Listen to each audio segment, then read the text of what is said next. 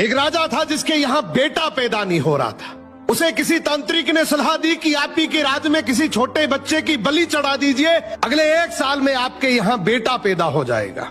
राजा ने ऐसा ही किया।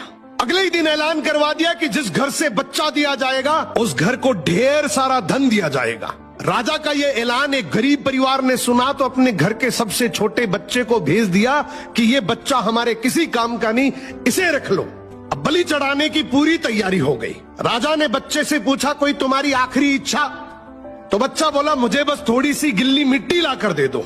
मिट्टी लाई गई तो उस बच्चे ने उस मिट्टी से छोटे छोटे 4 मकान बनाए और उसके बाद एक एक करके 3 मकानों को लात मारकर गिरा दिया। एक को रहने दिया और उसके सामने हाथ जोड़कर दुआ की और राजा को बोला, अब मेरी बलि चढ़ा दो। ये देखकर राजा को बड़ा अजीब लगा। वो डर सा गया कि शायद बच्चे ने कोई तंत्र विद्या की हो। उसने बच्चे से पूछा, तूने ये क्या किया था? तो बच्चा बोला, पहला मकान गिराया जो मेरे माँ बाप का था, जिन्होंने सिर्फ पैसों के लिए मुझे बेच दिया। दूसरा मकान रिश्तेदारों का था, उन्होंने भी मेरे माँ बाप को ऐसा करने से रोका नहीं, तो उनका भी मकान गिरा दिया। तीसरा राजा जी आपका तो काम है लोगों की रक्षा करना, लेकिन आप भी अपने लालच के लिए रक्षक से भक्षक बन गए।